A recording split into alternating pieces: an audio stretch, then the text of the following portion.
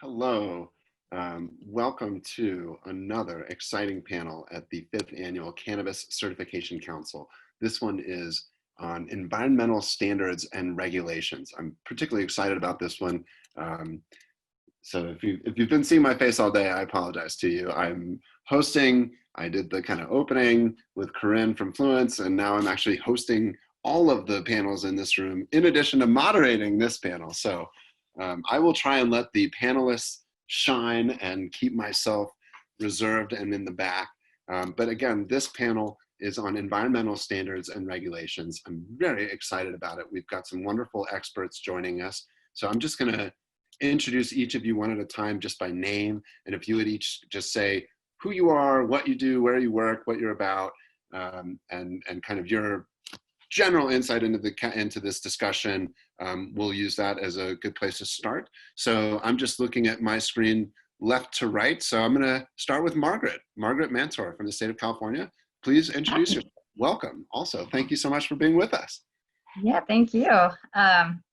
So I'm an environmental scientist with the California Department of Fish and Wildlife, and specifically I work in the cannabis permitting program, which really mostly has to do with lake or stream bed alteration agreements, and we do some other sort of permitting for different environmental effects as well. So that's my cross with cannabis.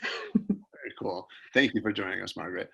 Next on my screen, I see Mr. Harry Etra in New York State. Harry, tell us about yourself. Tell us about your business, who you are, what you do. Hey everyone, it's great to be here, and thanks Ben for hosting this and the conference. Obviously much rather be in person. It was a fantastic event last year in Denver, and glad we could transition to the virtual format. I'm Harry Etra. I lead the HXE Partners team. We're a sustainability and environmental social governance advisory firm, and we help companies think about their strategies, across sectors. And within the cannabis industry, we help companies think about the investment landscape and how they can use environmental regulation, compliance, going above and beyond, and looking at third-party standards to differentiate themselves, tell their stories, and attract institutional capital to their businesses. Very cool. And last, but certainly not least, we have Jackie Riccio from Cannabis for Conservation. Jackie, please introduce yourself. Tell us about yourself. Tell us about C4C and all the good stuff that you do. Great. Thanks so much, Ben. I'm really happy to be here. So as Ben said, I'm Jackie Riccio. I'm the executive director and co-founder of Cannabis for Conservation, which is a 501c3 nonprofit dedicated to establishing a conservation ethic and standard into the cannabis industry, and educating communities to prevent further ecological harm from unsustainable cannabis. My personal background is in wildlife management and conservation. I was a biologist, but I live in Humboldt County, which is kind of the birthplace of our nation's cannabis industry. And so naturally my work just melded with cannabis. And we're here today to do a complete ecosystem approach for the cannabis industry when we're talking about cultivation and not just focusing on sustainable cultivation. Very cool. What a great panel. Thank you guys all so much for joining. I have a great kind of list of questions and suggestions from each of you, which I am going to get into, but I just want to start with the kind of generic question off the top. The title of the panel is Environmental Standards and Regulations. Obviously, we're thinking cannabis. That's a big topic. So maybe Margaret, we'll start with you because you are our regulator here on the panel, and obviously you're in California. Can you talk about what the environment is like for operators? I mean, I presume that this is mostly going to be for operators a compliance conversation. Can you talk about what this looks like today in terms of the kind of big picture in California? And then I'd love for Harry to talk about maybe something similar in California, and I think Jackie can probably sum this all up for us. Yeah, I can try and start that out. So that's a big one. I will be the, I'll be the first to admit that it's confusing. There's a lot to it. There are a lot of different regulations. There are a lot of different agencies that govern cannabis cultivation, and getting your license to cultivate and sell. You have to go through a long process of contacting multiple agencies, going through lots of different environmental reviews, preparing different environmental documents. So I think when it first became legalized in California, a lot of people thought, oh, I'm going to get my license and I'll start cultivating and it'll be great. And then they realized that it's actually, you have to be a savvy business person to be able to get into the industry and get through all of the regulations and rules. So in California, it's governed by 3 different state agencies. The California Department of Food and Agriculture is the one who issues a license for cultivating commercially. And then the Department of Public Health is overseeing manufacturing, and the Bureau of Cannabis Control oversees retail. So those are the big 3 state agencies. And then on top of that, we have local agencies. So county, city, they all have their own local ordinances, and they are either permissive or non-permissive. So in California, it's really up to local agencies to decide whether they're going to allow cultivation or not. And they have their own permitting in place as well. So usually cultivators start on the local level, get those permits in place, and then sort of move their way up the chain. And then in addition to those 3 major industry or major agencies, there are some other agencies that cultivators have to go to, like my agency and like the water boards as well. So we do have a lot of environmental oversight for the cannabis industry. It's so interesting. I know that, again, I mean, you talked about how there's all these different stops on the way for operators. Do you see any kind of change on the horizon where some of those bureaucracies might be aligned, or the process may be streamlined for cultivators? We are working on it. So that's definitely one of the things that is of interest in the governor's office. I mean, all of the state agencies have had the directive to make it easier, make it more streamlined, make it clearer. So one of the things that I've been working on is just trying to get our web pages more easily understandable. They are very jargony right now. The 3 different state agencies that I mentioned that are separate right now, they're actually coming together to form one agency, so that should make things easier. Right now, cultivators have to go to each separate agency, and each agency has their own online system where they have to apply, and those systems don't talk to each other. So you basically have to start from scratch each time you go to a new agency. So we're trying to figure out ways that we can make things talk to each other, make it more streamlined.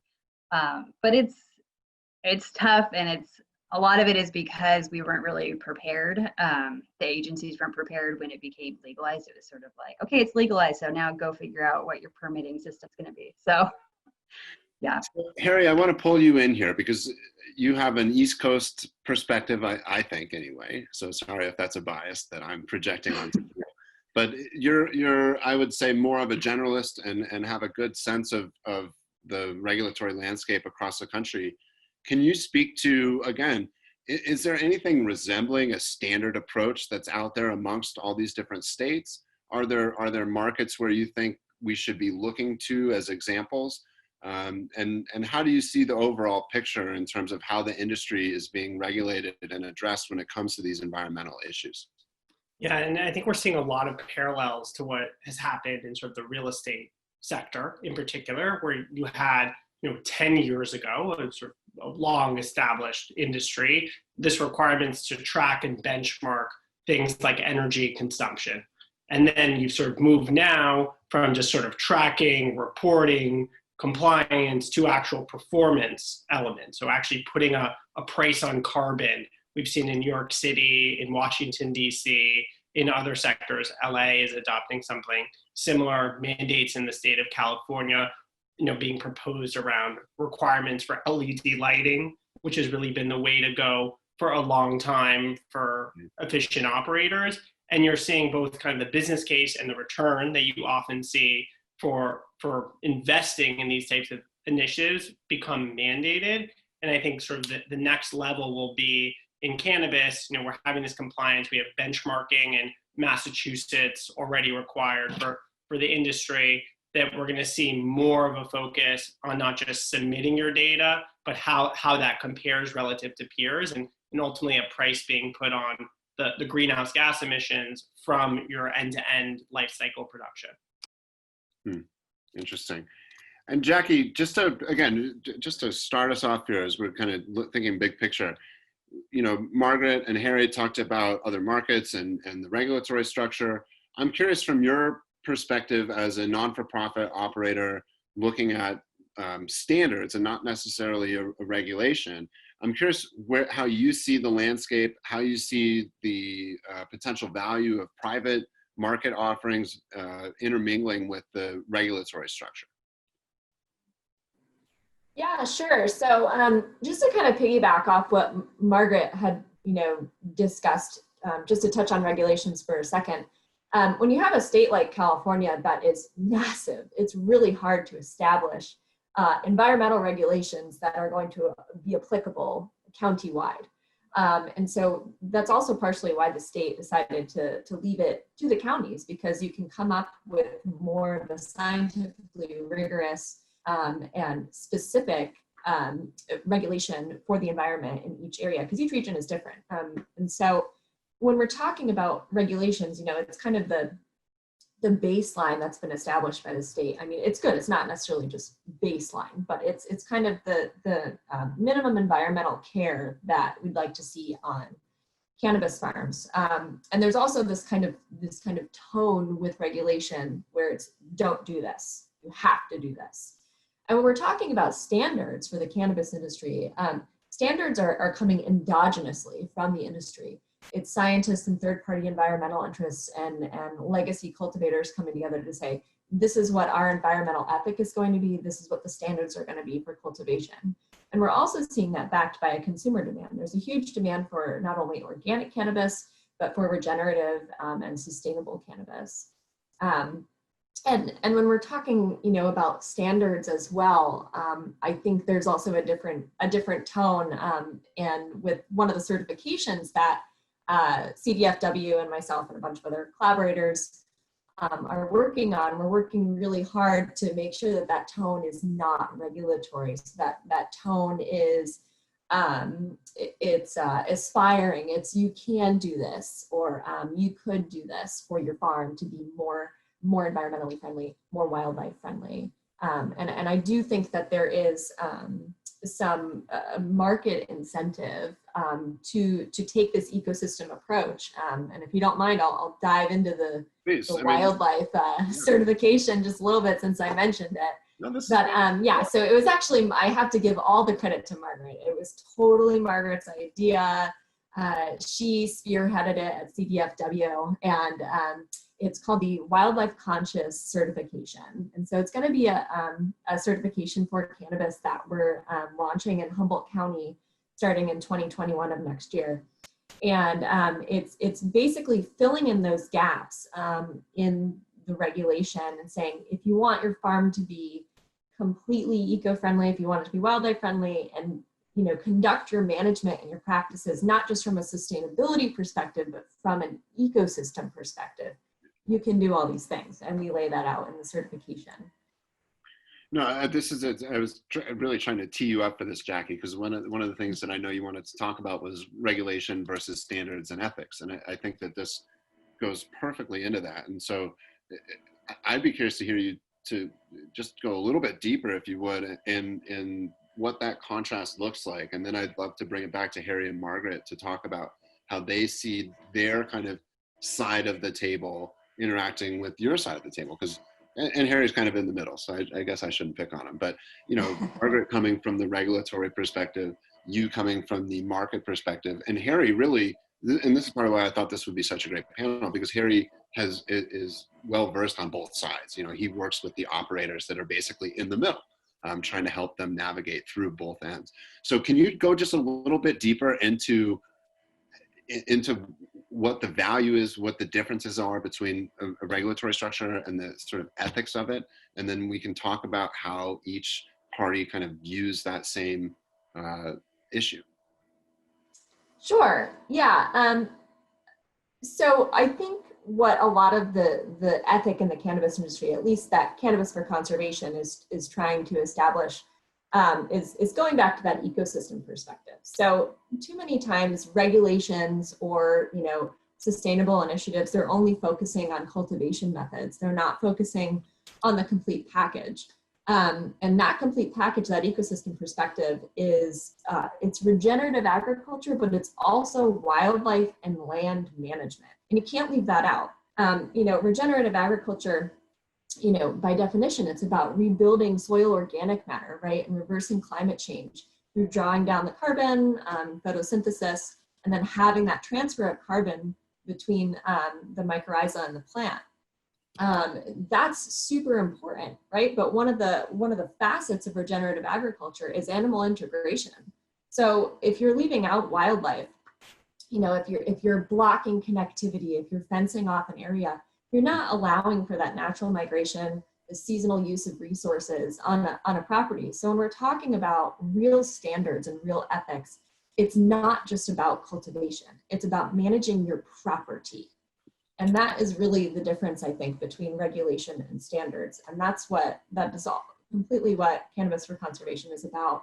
And as a nonprofit, you know, I come from this perspective that this information should be widely available. It shouldn't cost people a ton of money to be, you know, not even only carbon neutral, but to learn how to sequester carbon, to learn how to be wildlife friendly.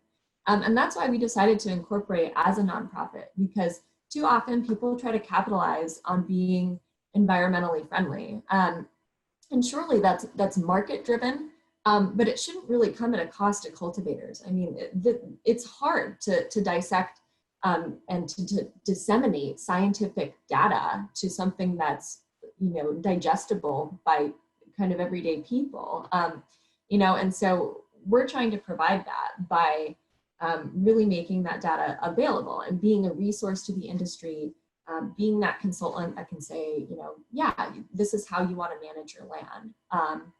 And there's a bunch of different ways in which you can do that, you know, from everything from biodiversity conservation to habitat enhancement to increasing connectivity between neighboring cultivation properties to removing fence lines to, you know, creating, you know, pollinator patches, conserving water, rainwater catchment. There's many different ways that you can leverage what native species are already doing on your property and not only help your property, but actually enhance your crop as well. Because when you have everything, when you have this nutrient cycling, the carbon cycle and the nitrogen cycle, which I won't go into for sake of this panel, but when you have those processes in full force on your farm, you will see a difference in your crop, and you'll really be doing doing management from that ecosystem perspective and ensure stabilization across time. Interesting. So Margaret, I want to bring this to you and ask, you know, Jackie touched on how much deeper operators can go and how some of the things that C4C is talking about goes beyond the regulatory requirements. I'm curious from your perspective, you know, if you see operators, is there any mechanism on the part of the state to facilitate that or to, I guess, reward or award that kind of behavior through either regulatory relief or some kind of benefit so that if someone is working with Jackie and their farm is doing all this great stuff to be regenerative and to be environmentally sound, is there a benefit from the state side? The answer may be no. I don't know the answer. There is, I would say there is and there isn't. So there's nothing in statute or regulations right now that says that, you know, we can review a permit application more quickly if someone, you know, is meeting different standards or has different kinds of certification. So there's nothing that legally would allow or require any of the state agencies to sort of streamline in that way. But that said, it definitely makes it easier for the agencies to review applications. So the Department of Fish and Wildlife, our primary concern and our mission is to protect fish and wildlife and their resources. So when we're able to review a project and see that the project proponent has already taken steps to see what kind of species are on their land, they are doing things to protect those species already, to minimize any effects that they might be having, and in some cases to actually improve conditions for those different species, then it is much easier and much quicker to actually go through that notification and come up with an agreement and to get them on their way with their license to cultivate. So yeah, it can definitely make things quicker and easier, but not in a regulated way. Not necessarily so. And so, and that's fair. And I think that that's part of where there's opportunity here, both obviously in California, which is such an important market and state, but also around the country as we continue to basically have these islands of legality where there's always an opportunity to do better. So Harry, let's bring it to you, sir.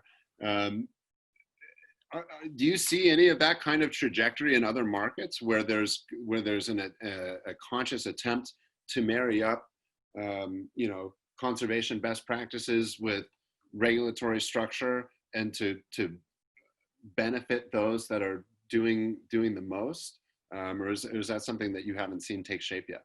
Yeah, and I think how we think about the environmental regulation within the context of sort of the full ESG landscape, the social and governance component, that in order to effectively manage your environmental footprint, you need to have the structure within your organization to manage these risks. You need to have the right data tracking systems. You need to be reporting that up on a regular basis to the leadership group within your organization.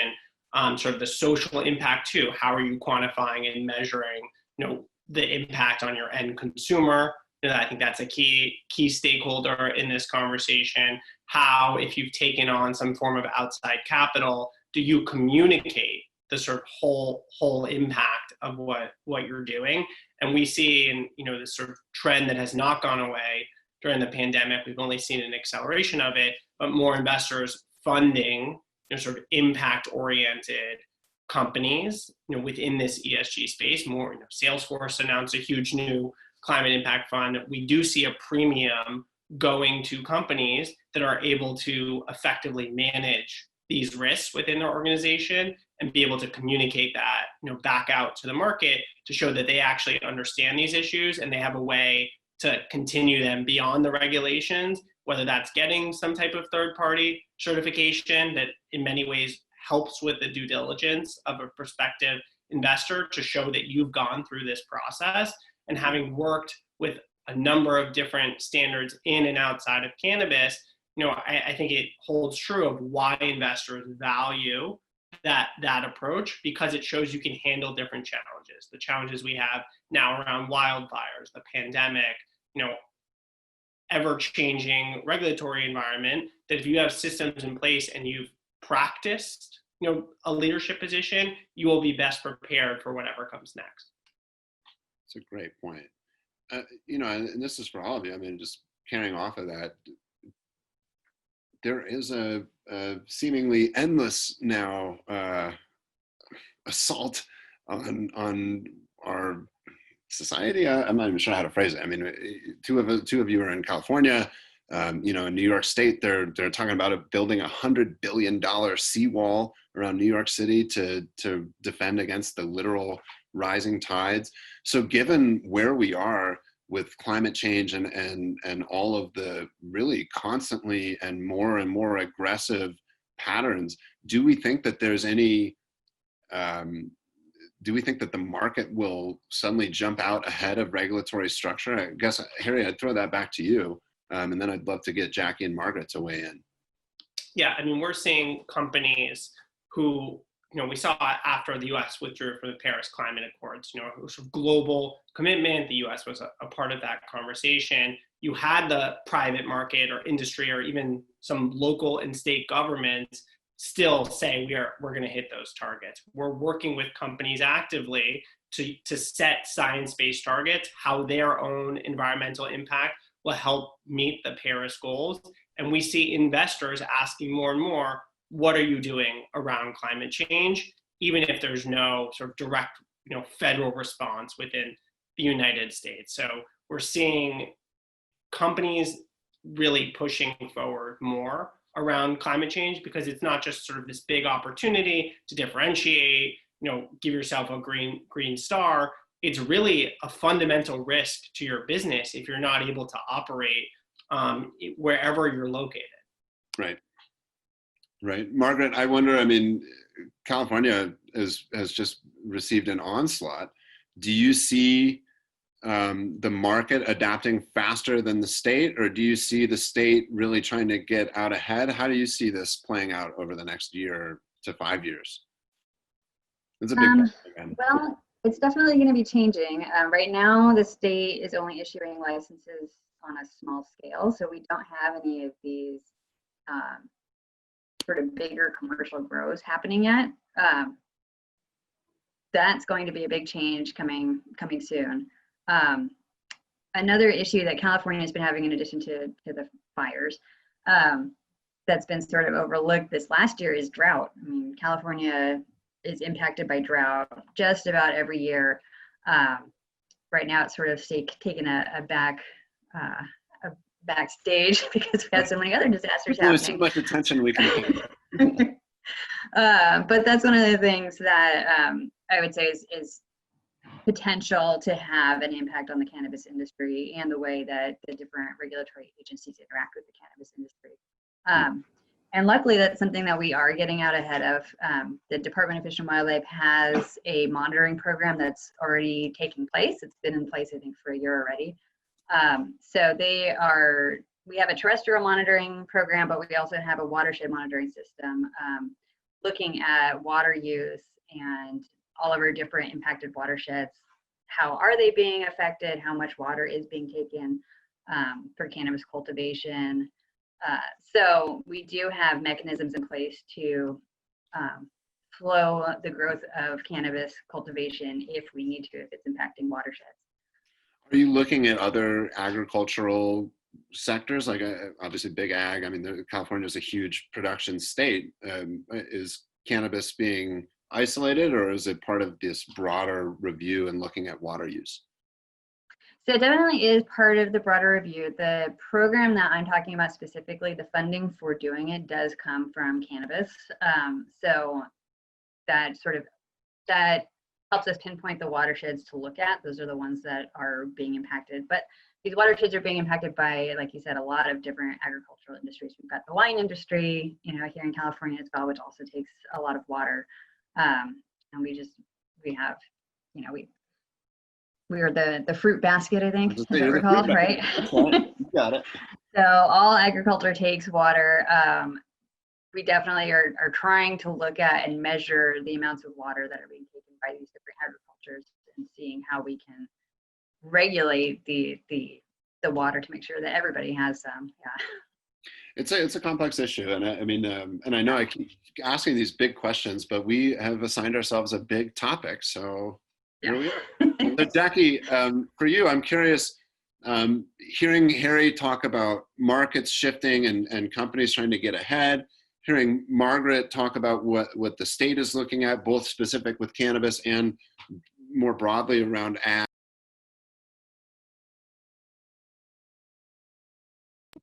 I got muted. I don't know why.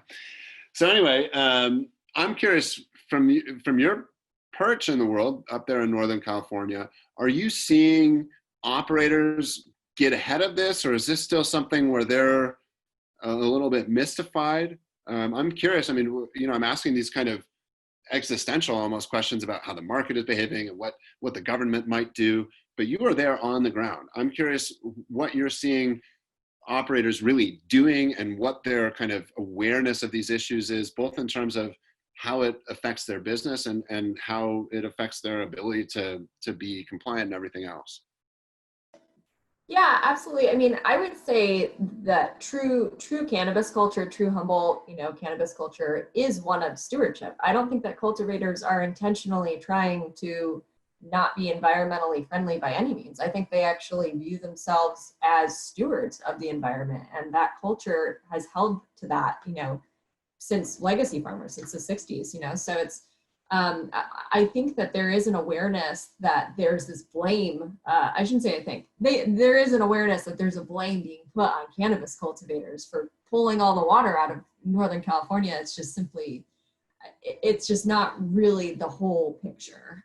Sure, cannabis uses water, but so does big ag. And this is really where, you know, consumers, you have to come in. You have to vote with your dollar. You have to buy your cannabis from farms that are dry farming or that are using water conservation measures. And it's the same thing with your food, you know? And so the market really has to play a role in how not only regulations, but standards in the industry are going to be shaped. When there's a demand from the consumer, that's going to be matched by the market. And so the more that cannabis users can say that, you know, not only water conscious farming, but environmentally friendly farming is important to them, the more that the state regulators and county regulators are going to find that that type of product needs to be prioritized. So I think it really comes down to consumer base, and of course it does fall on the cultivators as well. But you know, most cultivators that are getting licensed have spent an exorbitant amount of money to become compliant, and are doing everything that they can to be environmentally friendly. You know, this is it's a very rural area. I'm not sure that people really know what Humboldt is like, or Mendocino or Trinity, where a lot of the cannabis is coming from for this nation. It's very rural. People are very, very connected to the land here. Most cultivators are not only cultivating, they're growing their own food. You know, they're living off the grid, they're using solar, they're doing all these things that the everyday person, you know, doesn't do. And they're very connected to their farm in that way, and connected to their product. So yes, I do think that there are going to be, you know, changes with climate and changes with regulation that is going to alter the industry. But I do think that cultivators are aware of that and are trying to get ahead of that. And we're trying to get ahead of that as well. And so are other organizations, and trying to help that transition and become, you know, as environmentally friendly as possible. Yeah.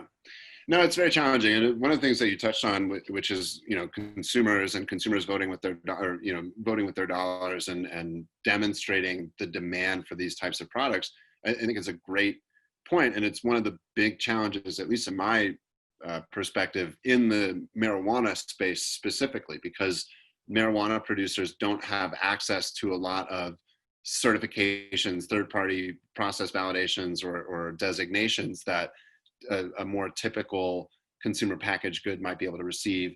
The, you know, hemp producers have some pathway to receive, for example, USDA organic certification, which is a big signal for a lot of consumers about the quality of the product. Of course, it doesn't really speak to at all any of this stuff around environment and conservation. But I think we've accepted organic as this kind of broad umbrella of, well, it must be of a higher quality and produced in this higher standard. And to that, I'm going to shamelessly plug here for a moment, so forgive me. We at the council are also developing a standard and certification that we are planning to call organically grown cannabis, to specifically address this issue in the marketplace, where consumers just don't have transparency into the products that they see on the shelves in the same way that they do when they go to the supermarket, or even to an auto dealer, or virtually any other consumer good, with the horrible exception of firearms, which are also, you know, not really heavily regulated and have a lot of weirdness in their market category, but a much different conversation. So we did have one good question, and now we've got another from our audience. I'll start with this one from Marcus. What impact does the unregulated market have on keeping negative environmental and social impacts in check? How does that impact policy and the industry market? And Jackie, I'll let you start, and then maybe we'll kick it to Margaret and then Harry. So again, just to restate, what impact does the unregulated market have on keeping negative environmental and social impacts in check? How does that impact policy and the industry? That's a hard question because there's a lot of, black market, it's unlicensed farms or farms that are kind of in utero to becoming licensed. So there's a lot of impacts, there's a ton of environmental impacts, but I don't think a lot of them, first of all, are coming from private land impacts. Many are coming from public land trespass grows. And there's extensive water diversion, there's pesticide use, there's eutrophication, which is, excess nutrients running off into our waterways, and, making our waters have these toxic algal blooms. There's a number of environmental effects that are causing, that are caused from the illicit market. With that being said, though, that's not all of the black market. That's not all unlicensed cultivators. There's plenty of unlicensed cultivators that are doing, a very good job at managing their land and at cultivating in an organic way, even if they're not obviously certified organic. But it does impact the industry. I mean, cannabis is not accessible. It's not accessible in most of our nation. So there's always going to be, when there's that demand, there's always going to be the supply of black market cannabis. And when people don't have the space to go and vote with their dollar, to go to a dispensary and to buy cannabis that's environmentally friendly, there's always going to be a market that's going to supply those people. And yes, those people are contributing to the environmental impacts of the degradation of California. So the black market plays a huge role, but again, it's not always on private farms. A lot of that is public land as well. Margaret, this has been well documented in California that the illicit market continues to be a major challenge. So I'm curious, from your perspective, dealing with these, conservation and environmental regulatory issues, do those black market operators, particularly, and I appreciate what Jackie said, a lot of them are operating on public lands and state parks or even national parks, do they impact any of your policy decisions, or is it really just about enforcement and trying to mitigate the damage that they cause? Well, I would say they don't necessarily impact policy decisions, but we have had sort of a long history of the Department of Fish and Wildlife having interactions with these illegal cultivators, but the ones that we're really concerned with are the ones that are having really egregious negative environmental impacts. And a lot of the time these are cartel grows. They are using rodenticides, pesticides that are illegal in the United States. They're trapping wildlife, poaching wildlife, illegal water diversions, dams. So they have huge, really bad environmental effects. And those are the ones that the department really goes after as far as enforcement. And we have a large role in remediation of those sites as well. So the department has been providing grants to do remediation of these grow sites, illegal grow sites. And we're actually starting a brand new grants program.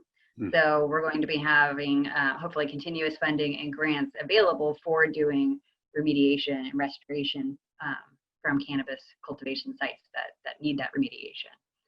Are you seeing any change in the usage rate? And that's kind of a sports term, so forgive me. But I watch the market closely. I watch how much revenue each state's generating and what consumers are doing. And the year-over-year numbers in California are quite good for the legal market, right? They've grown substantially. The first part of the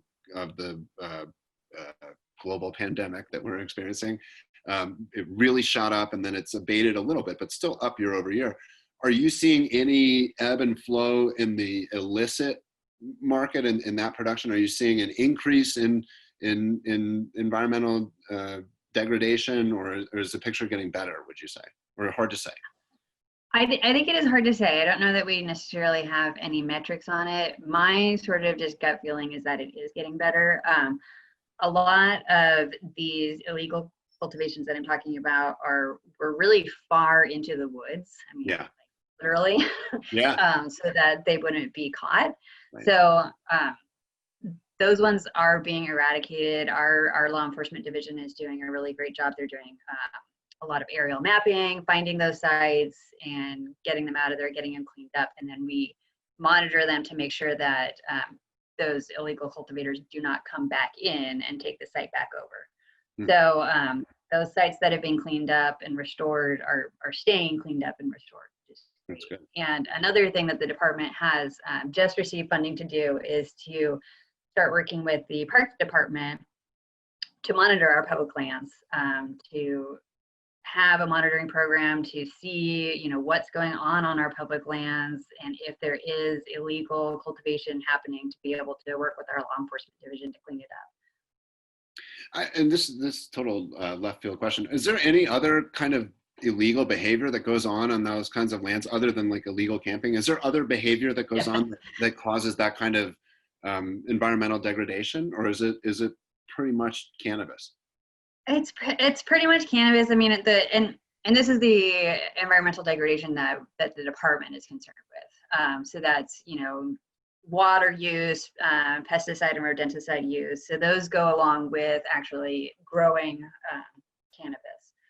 So yeah, and poaching. I mean, there's poaching happening on our lands as well that obviously doesn't interact with cannabis. And that's another big concern for the department. So Harry, to pull you into this conversation, we just went into what I would say a pretty California-centric tangent with talking about really large-scale illegal cultivation. But I'm curious, do you see any of that behavior outside of California impacting the marketplace, or do you pretty much see it exclusively in California? Are you seeing it elsewhere? Is the question. Yeah, I mean, I think on the East Coast, as you know, in many states, we've still been slower to adopt, you know, recreational legalization. That a lot of the concerns have been probably more on the social side than the environmental side of sort of the equity of, you know, the state of New Jersey came pretty close to legalizing recreational marijuana, and they did, you know, sort of how it was talked about and positioned from a cannabis standpoint, from sort of certain communities and kind of a social justice perspective, really informed why that didn't get passed here. I think there'll be another shot. I think in the, you know, next 1 to 3 years, you'll see a shift back, and that back on the ballot in New York State and New Jersey. But you know, the social impacts are actually the driver of holding things back. I think the conversation is less on the environmental side here, but really kind of the social element is really top of mind when legalization is being discussed. Yeah, and interesting. And you talked about investment, and we do have a good question for you that I'll tee up in a moment. But before we get there, do you see any of those either social or environmental issues? Is there a pathway there for the investors that you're thinking about to check boxes there to create a level of comfort that diversion won't be a problem or that degradation won't be a problem?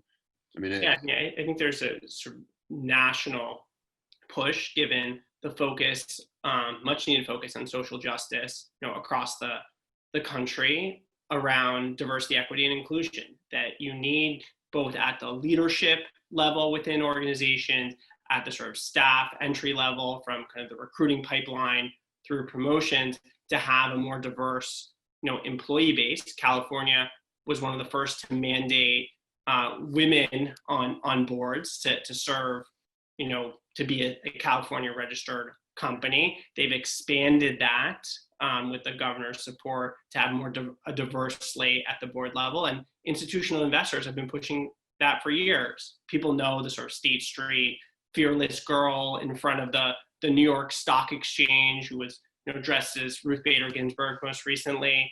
That's kind of where the conversation goes, and how that plays out in practice is bringing in traditionally underrepresented communities in the cannabis sector who can own businesses, who can, you know, be a part of this green revolution. I think that's where you see the pathway, that you have this nice alignment of focus on social equity and justice with a growing industry and demand for long-term jobs. Interesting. And that's a good segue into this question that is for you. And so I'll try and cut to the heart of it. This is from Dylan, and he says sourcing financing for sustainability projects is challenging because of the lack of involvement in cannabis from traditional lenders. Do you have any lessons learned or success stories for finding capital for sustainable projects that you can share? Sure. Yeah, I think the first place where we've seen to be most effective is engaging your local utility provider, that there are often pretty strong incentives, to upgrade your lighting or your heating and cooling systems. That's money that you're paying into the system already that you have access to. That's sort of the first place to go. I think it's still a little bit harder on the debt or the financing side versus the equity side. I think you can still demonstrate, if you're a reputable brand who may need to upgrade their equipment, if you are raising capital, sort of equity capital, the return on some of these upgrades can be strong if you kind of have that long-term horizon. I expect there to be more energy as a service type of offerings where you can kind of lease equipment and not have to put as much capital upfront as we've seen in other sectors. But I think there's still a ways to go on the lending side. Interesting, thank you. So we're getting close to the end here. We have our keynote speaker coming up at the top of the hour. So I want to urge the audience to join us for Winona LaDuke, who I think is going to be really exciting. I'm excited about that one. So I want to kind of tee each of you up with a little bit of a softball centric to what you do, and just kind of give you a good one to get out on. So I'll go in the opposite order because I've been going left to right. So Jackie, that means I'm coming back to you, lady. So Jackie, you're there in Northern California. And again, the organization that she is the executive director of is Cannabis for Conservation, a 501c3 nonprofit.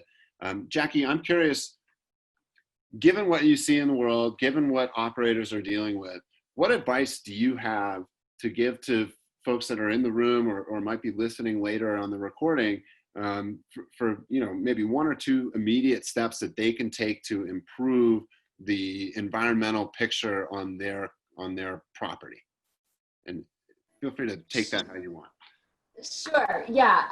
The first thing that I could say, again, because it's so hard to give environmental advice across, many different regions, the best thing that you can do is contact your local resources, contact a local native plant nursery, contact your local fish and game department, and ask them, what is the major conservation issue that I could contribute to on my land? It could be, simple things like creating a pollinator patch, to help pollinators, which are in decline worldwide, literally planting flowers and providing a food source for pollinators. It could be something as simple as, putting up a bat box or a bird box for a sensitive species, a sensitive avian species, or, a bat species. And there's endless things that you can do with restoring your property, planting trees, restoring wetland habitat. And a lot of that can be found at your local resources. And there's more local resources than people believe. This information is available. You can use the Xerxes Society. They have a great resource for what type of plants are native to your region. You can use the Audubon Society. There's a number of other nonprofits. So I would say use those resources and use them as your toolkit to do conservation practices that are specific to your property. And of course, they can reach out to me, and I'm happy to help. So if they can contact me through email or whatever. Well, I was going to say, for those folks in Humboldt and in Northern California, particularly in the immediate term, you should be reaching out to Jackie, and I would actively urge you to inquire about the Wildlife Conscious certification.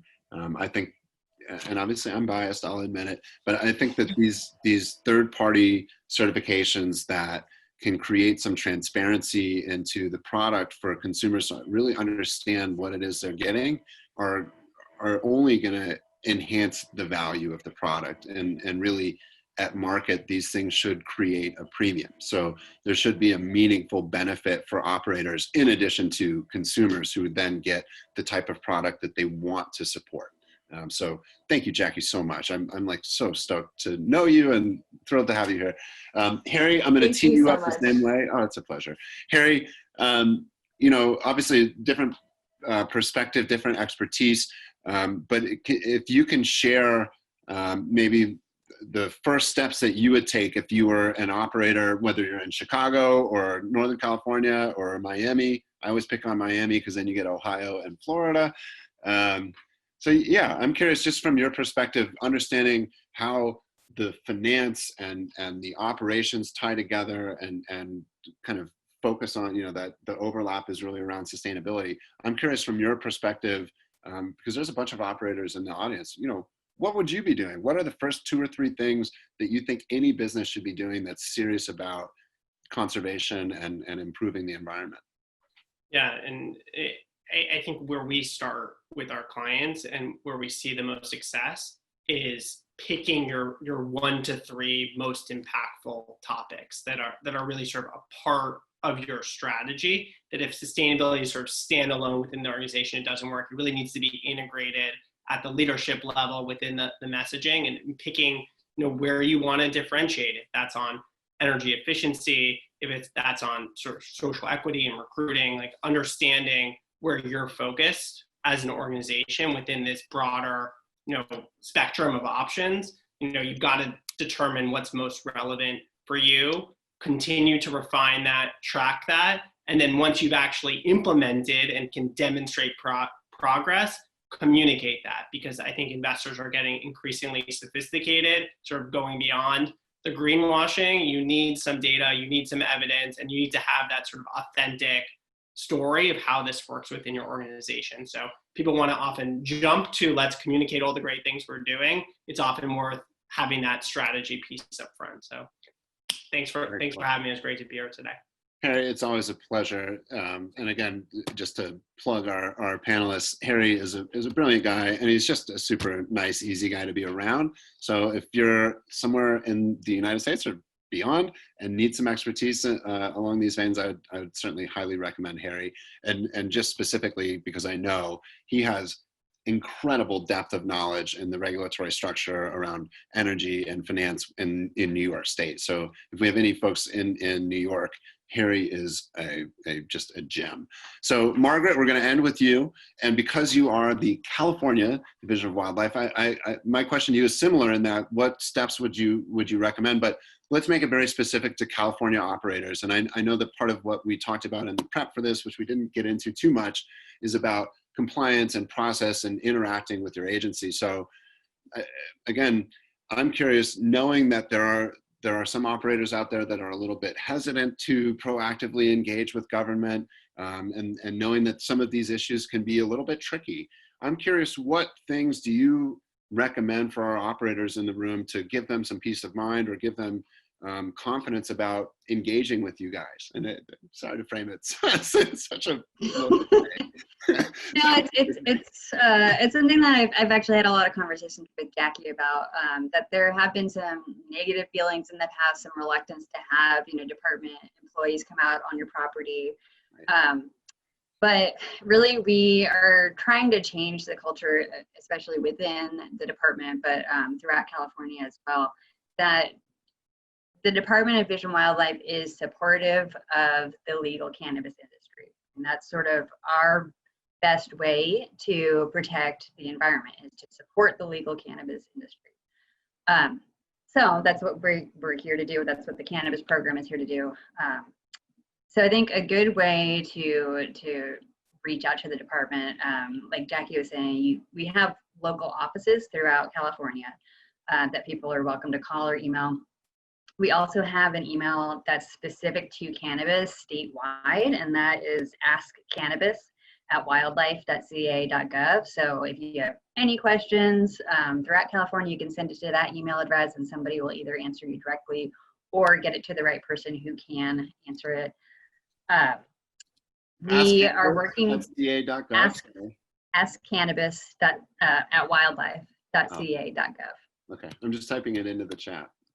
Yeah, and even like any sort of questions that you have, even if it should go to a different agency, we'll send it to a different agency if it should go to them.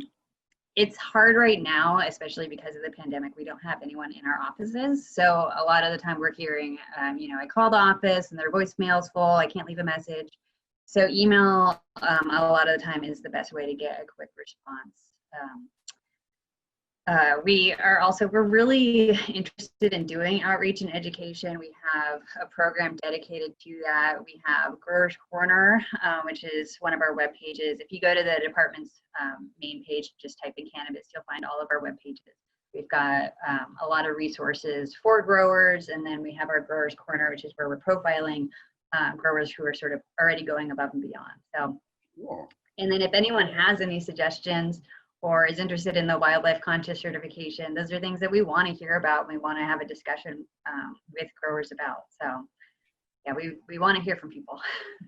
Oh, that's great, Margaret, really. And, you know, I can attest to specifically your openness and curiosity and engagement with the industry. I know that you and Jackie have done a lot of work together, and you know, I'm personally very grateful for that work, because in some ways I'm coming in and benefiting from it, and just happy to see that that is part of the ecosystem of what's going on out there in the broader world. So we are out of time, and I'm gonna just copy and paste. Here's the Zoom link for Winona LaDuke coming up at the top of the hour. That's noon Mountain, 2 o'clock Eastern, 11 a.m. Pacific.